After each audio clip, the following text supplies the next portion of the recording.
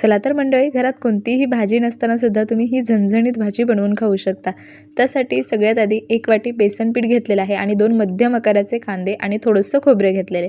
आता हे थोडंसं साईडला ठेवून त्यानंतर आपल्याला एक छोटंसं वाटण करायचं। या वाटणामुळे ना या पदार्थाची जी चव आहे ना ती खूप भारी येते।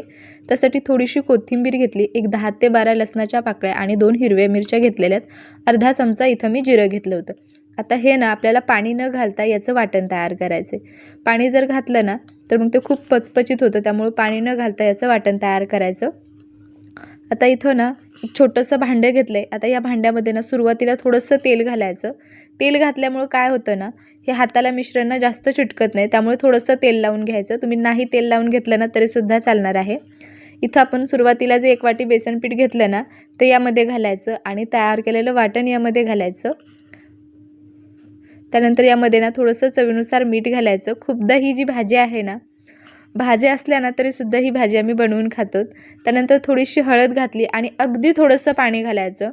खूप जर पाणी घातलं ना तर हे मिश्रण आहे ना खूप जास्त ओलसर होतं, त्यामुळे अगदी थोडंसं पाणी घालून आहे ना एक घट्टसर गोळा आपल्याला याचा तयार करून घ्यायचा आहे। हे बघा, ही भाजी जर तुम्ही खाल्ली ना अगदी चिकन मटनसुद्धा फेल होतं, तुम्ही चिकन मटनसुद्धा खाणार नाही, इतकी ही टेस्टी भाजी बनवून तयार होते। पुन्हा थोडंसं तेल घातलं आणि व्यवस्थित हे पीठ ना मी मळून घेतलेलं आहे। हे बघा, अशा पद्धतीने हे खूप असं सैलसर मळायचं नाही, घट्ट मळायचं, का तर हे मळून जर ठेवलं ना तर थोडंसं पातळ होण्याची शक्यता असते।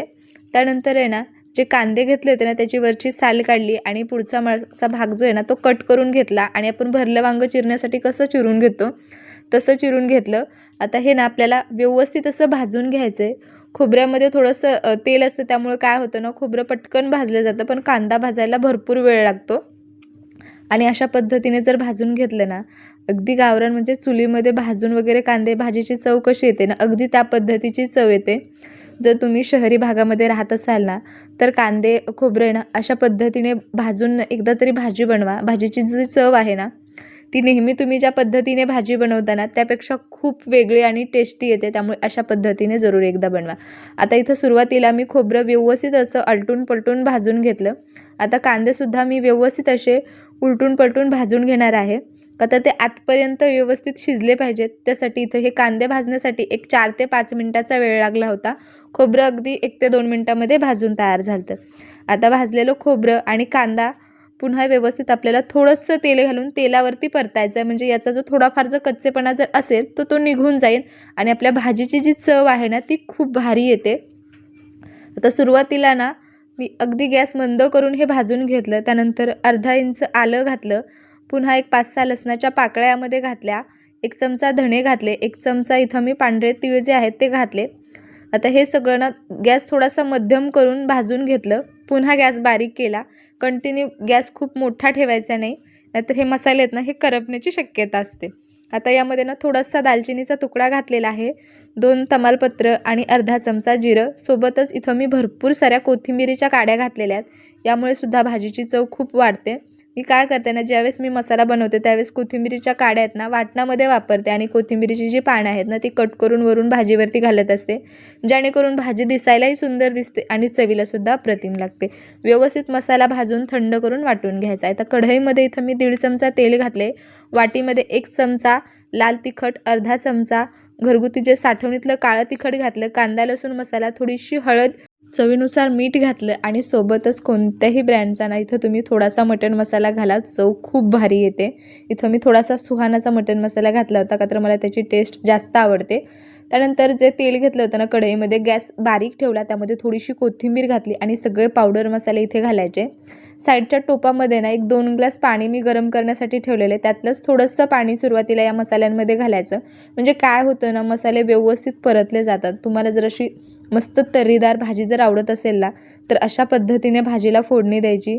चव आणि याची जी रंग आहे ना तो खूप सुरेख येतो, त्यामुळे अशा पद्धतीने भाज्या बनवत जा। बरं, आता तयार केलेलं सगळं वाटण यामध्ये घातलं। मंडळी, तुम्ही जर हा व्हिडिओ यूट्यूबवर पाहत असाल तर आणखी आपल्या चॅनलला सबस्क्राईब नसेल केलं ना तर जरूर सबस्क्राईब करा, आणि हा व्हिडिओ जर तुम्ही फेसबुकला पाहत असाल रेसिपी तुम्हाला कशी वाटली ना ते मला कमेंट करून जरूर सांगा। आणि तुम्ही आज आपल्या पेजवर पहिल्यांदा आला असाल तर तुम्हीसुद्धा आपल्या पेजला फॉलो करून घ्या। बरं, आता हा मसाला आहे ना, एक 3 ते 4 मिनटासाठी ना मी व्यवस्थित असा परतून घेतला. मस्त याचा संपूर्ण घरात ना असा सुगंध दरवळतो. अगदी असं वाटतं की मस्त नॉनव्हेज काहीतरी बनवले. त्यानंतर मसाला व्यवस्थित परतल्याच्या नंतर आहे ना, यामध्ये गरम पाणी घालायचं. हे बघा, आता ही जी भाजी असते ना, ही खूप अशी दाटसर बनवायची नाही. ज्यावेळेस आपण यामध्ये ज्या वड्या घालतो ना, आपण जे बेसन पीठ मिक्स करून ठेवले, त्याच्या आपल्याला अशा पातळसर वड्या बनवायच्यात. आज इथं आपण बनवलेला आहे मस्तसा पाटवडीचा रस्सा. पाटवडीचा रस्सा खूप वेगळ्या वेगळ्या पद्धतीने बनवला जातो, पण आमच्याकडे अशाच पद्धतीने हा रस्सा बनवला जातो. डायरेक्ट यामध्येच पाटवडी बनवून सोडल्या जातात, जेणेकरून रश्श्यालाही चव भारी येते आणि पाटवड्याची चव तर खूप भारी लागते. आता इथे मी पुन्हा थोडंसं पाणी घातलं होतं. मिक्सरच्या भांड्यामध्ये थोडासा मसाला होता, त्यामध्येच थोडंसं पाणी घालून पाणी मी वाढवलं, म्हणजेच एक 2 ते 2.5 ग्लास इथं मी पाणी घातलं होतं. आता आपण जे सुरुवातीला बेसन पीठ मळून ठेवलं होतं ना, आता हे आपल्याला व्यवस्थित असं लाटून घ्यायचं का, तर आज आपण बनवतो आहे पाटवडीचा रस्सा. आता इथं जो आपण गोळा मळून ठेवला होता, हा मी थोडासा सुक्या पिठामध्ये घुळवून घेतलेला आहे. इथं तुम्ही थोडंसं तेल जरी लावून घेतलं ना तरीसुद्धा चालणार आहे, पण काय आहे ना, हे बेसन पीठ आहे त्यामुळे खूप जास्त चिकटतं, त्यामुळे थोडंसं पीठ किंवा तेल तुम्ही लावू शकता. इथं मी पीठच लावून घेतलेलं आहे. आता इथं काय करायचं ना, जेवढी तुम्हाला ही पाटवडी अशी म्हणजे जाड पातळ हवी आहे ना, त्या अंदाजाने हे कट करून घ्यायचं. कशाही आकारात तुम्ही कट करून घेऊ शकता, टेस्ट खूप छान येते. इथं मी थोडंसं डायमंड शेपमध्ये कट करत होते, पण हे खूप चिकट होतं. त्याच्यामुळं हे जे पीठ आहे ना, तुम्ही रस्सा बनवून घेतल्याच्या नंतर मळून जरी घेतलं ना तरीसुद्धा चालणार आहे. आता इथं एक मी असं कट करून घेतले. एकखट्टी जर आपण कट करून घेतलं ना, तर ते खूप पसारा होईल किंवा चिकट होईल, त्यामुळे मी इथं एक असं कट करून घेत आहे. याच पद्धतीने मी सगळ्या पाटवडी बनवून घेतल्या होत्या. पाटेवडी वेगळ्या आणि थापेवडी ज्या असतात त्या वेगळ्या असतात. थापेवडी ज्या असतात ना, त्याचं जे म्हणजे पीठ वगैरे आहे ना, ते वेगळं घोटून घेतलं जातं आणि त्यानंतर ताटामध्ये थापून घेतलं जातं. आणि ज्या अशा म्हणजे ह्या ज्या वड्या आहेत ना, ह्या डायरेक्ट रश्श्यामध्ये सोडल्या जातात, ज्यामुळे रस्सा खूप भारी होतो. आता इथं रस्सासुद्धा व्यवस्थित असा उकळलेला आहे. मस्त याला दणकून उकळी फुटली होती. गॅस बारीक केला मी. त्यानंतर आता या रश्श्यामध्ये ना ह्या वड्या सोडून घ्यायच्या. वड्या सोडल्याच्या नंतरसुद्धा एक 7 ते 8 मिनटासाठी गॅस बारीक करून आपल्याला हा रस्सा शिजवून घ्यायचा आहे. हा रस्सा तुम्ही ज्वारीच्या भाकरीसोबत किंवा बाजरीच्या भाकरीसोबत खाऊ शकता. आमच्याकडे तर बाजरीच्या भाकरीसोबत हा रस्सा खूप आवडीने खाल्ला जातो. कोणी जर पाहुणे-रावळे जरी येणार असेल ना आणि घरात भाजीला काही नसेल ना, तर त्यावेळेससुद्धा आमच्याकडे असा पाटवडीचा रस्सा बनवला जातो. किंवा एखाद्या वारी जर नॉनव्हेज खायचं नसेल आणि त्या दिवशी नॉनव्हेज खाण्याची इच्छा असेल, त्यावेळेससुद्धा आमच्याकडे पाटवडीचा रस्सा बनवला जातो. झाकण ठेवून एक 5 ते 6 मिनटासाठी मी शिजवून घेतला. माझ्या मुलीला हा रस्सा खूप आवडतो, त्यामुळे तिने सुरुवातीलाच थोडासा रस्सा भातासोबत खाल्ला होता, त्यामुळे इथं थोडासा रस्सा तुम्हाला कमी दिसत असेल.